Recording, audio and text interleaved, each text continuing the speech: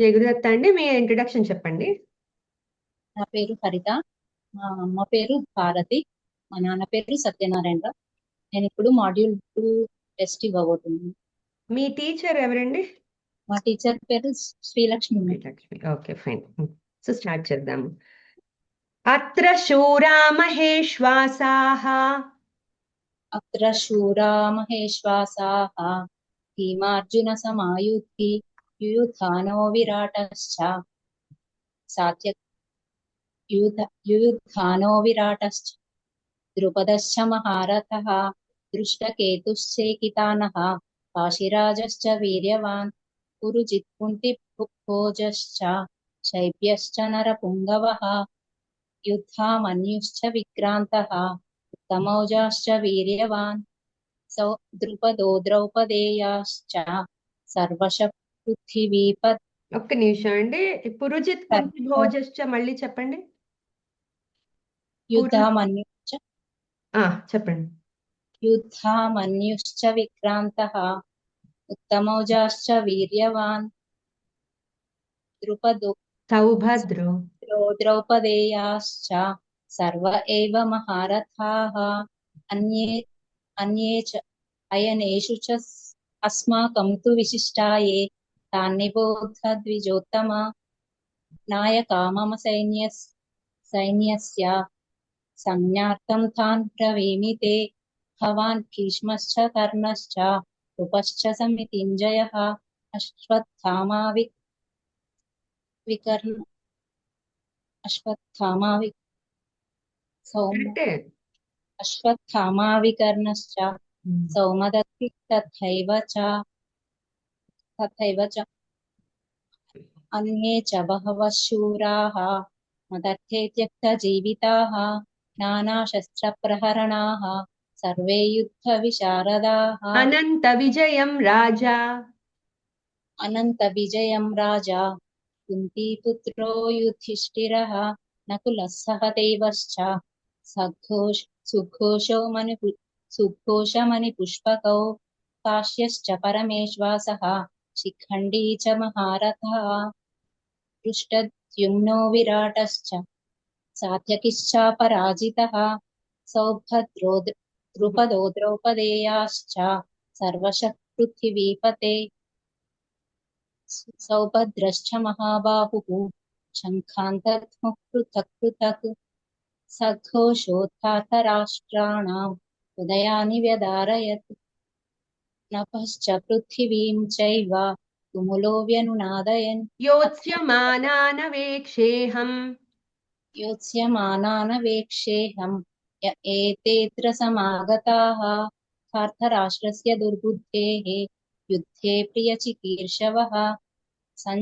సంజయ ఉవాచ ఏవముక్తో హృషీకేశः గుడాకేశేన భారత సేనయోరుభయోర్मध्ये स्थापयित्वा रथोत्तमं भीष्मद्रोण प्रमुखतः सर्वेषां च महीक्षिताम् उवाच पार्थ पश्येतान् समवेतान् कुरूनिति కృపయా పరయావిష్టః कृपया परयाविष्टः विषीदन्निदमब्रवीत्. अर्जुन उवाच दृष्ट्वेमं स्वजनं कृष्ण युयुत्सुं समुपस्थितं सीदन्ति मम गात्राणि मुखं च परिशुष्यति वेपतुश्च शरीरे मे रोमहर्षश्च जायते गाण्डीवं स्रंसते हस्तात् त्वच्चैव परिदह्यते न च शक्नोम्यवस्थातुं भ्रमतीव च मे मनः निमित्तानि च पश्यामि विपरीतानि केशव न च श्रेयोऽनुपश्यामि त्वा स्वजनमाहवे न काङ्क्षे विजयं कृष्ण न च राज्यं सुखानि च किन्नो राज्येन गोविन्द किं भोगैर्जीवितेन वा. యద్యప్యేతేన పశ్యంతి यद्यप्येतेन पश्यन्ति लोभोपहत चेतसः कुलक्षयकृतं दोषं मित्रद्रोहे च पातकं कथं न ज्ञेयमस्माभिः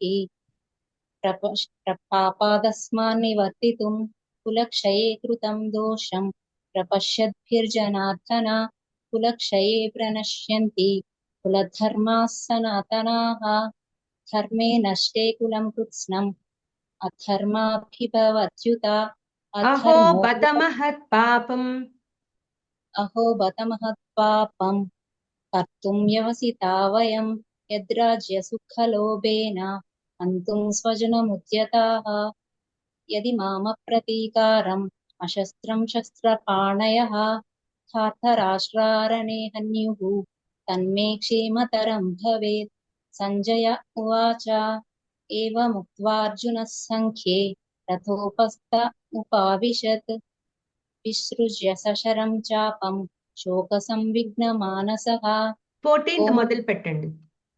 अथ ओम चतुर्दशोऽध्यायः अथ चतुर्दशोऽध्यायः गुणत्रयविभागयोगः श्रीभगवानुवाच परं भूयः प्रवक्ष्यामि ज्ञानानां ज्ञानमुत्तमं यज्ञात्वा मुनयः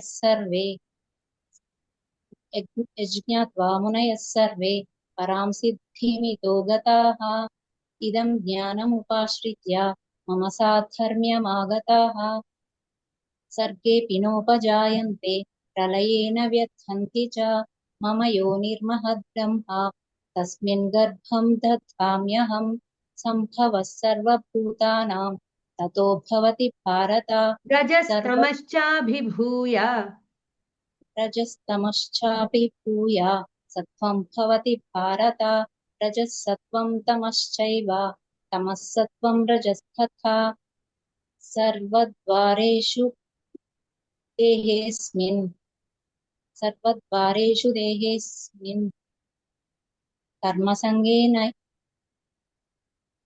सर्वद्वारेषु देहेऽस्मिन् कर्मसङ्गेन प्रकाश सर्वद्वारेषु देहेऽस्मिन् प्रकाश उपजायते ज्ञानं यदा तदा विद्यात् विवृद्धं सत्त्वमित्युता लोभः प्रवृत्तिरारम्भः कर्मणामशमस्पृहा रजस्येतानि जायन्ते विवृद्धे भरतर्षभा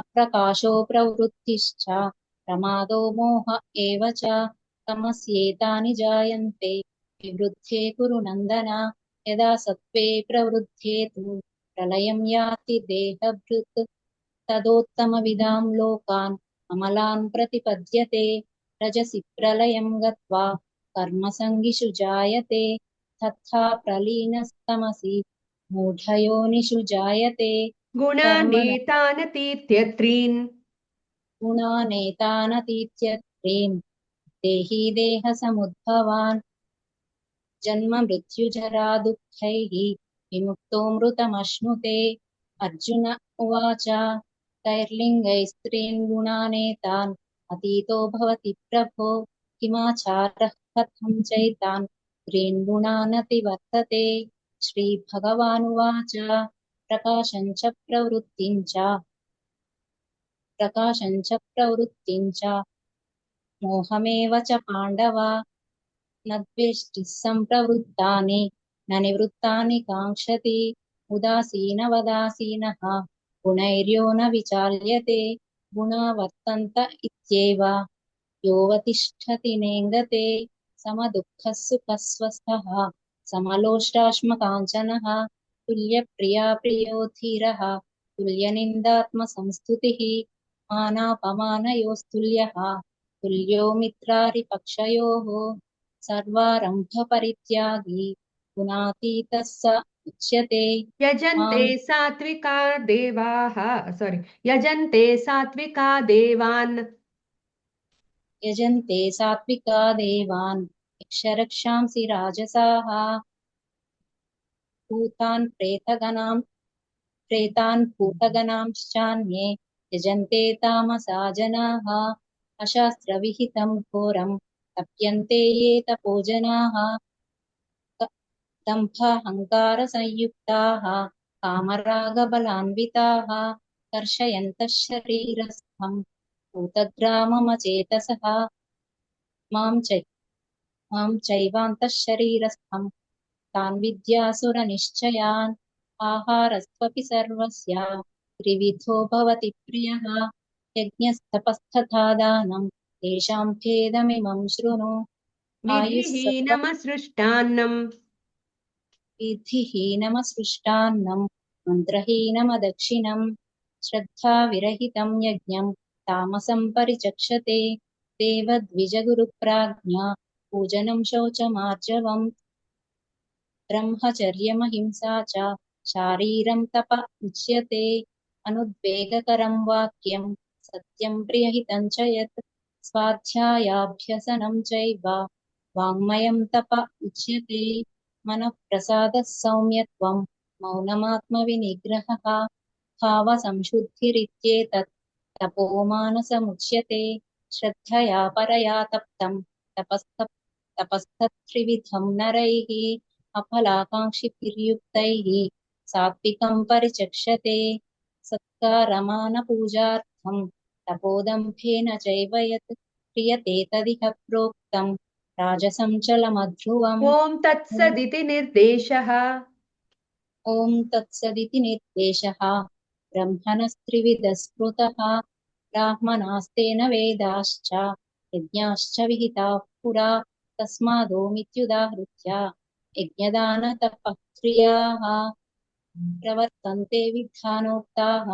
सततं ब्रह्मवादिनां तदित्यनभिसन्धाय फलं यज्ञतपः क्रियाः दानक्रियाश्च विविधाः क्रियन्ते मोक्षकाङ्क्षिभिः सद्भावे साधुभावे च सदित्येतत् प्रयुज्यते प्रशस्ते कर्मणि तथा सच्छब्दः पार्थ युज्यते यज्ञे तपसि दाने च इति सदिति चोच्यते कर्म चैव तदर्थीयं सदित्येवाभिधीयते अश्रद्धया हुतं दत्तं तपस्तप्तं कृतं च यत् असदित्युच्यते पार्थ न च तत्प्रेत्य नो इह ॐ तत्सदिति श्रीमद्भगवद्गीतासु उपनिषत्सु ब्रह्मविद्यायां योगशास्त्रे श्रीकृष्णार्जुनसंवादे श्रद्धात्रयविभागयोगो नाम सप्तदशोऽध्यायः బాగుందండి. ఒకసారి ఇది ఫస్ట్ చాప్టర్ లో కాశ్యశ్చ పరమేశ్వాసః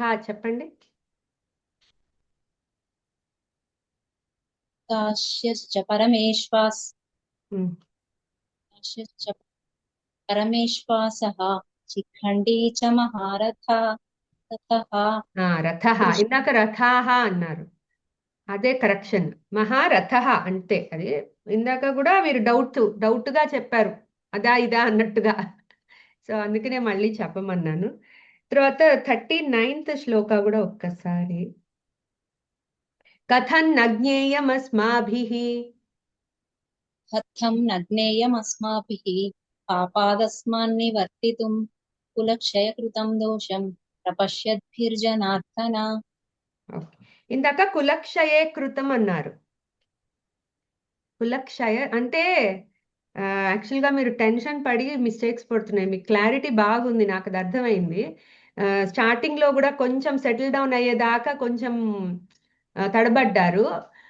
టెన్షన్ పడకుండా ఉంటే మీరు బాగా చెప్తున్నారు. సో సెటిల్ డౌన్ అయిన తర్వాత బాగా చెప్పారు, మిస్టేక్స్ ఏం లేవు, ఇవి రెండే. So otherwise all good. Tension పడద్దు, ఏముంది, టెన్షన్ పడితే ఉన్నది పోతుంది. సో టెన్షన్ పడకుండా కాన్ఫిడెంట్గా చెప్పండి.